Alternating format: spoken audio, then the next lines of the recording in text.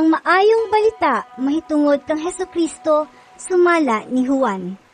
Juan, Kapitulo 1. Sa pagkakita ni Jesus kang Natanael nga nagpadulong kaniya, miingon siya, Ani ay tinuod gayod nga Israelita, ug hingpit ang iyang pagkamatinud-anon. Nganong nakaila ka man kanako? nangutana si Natanael kaniya.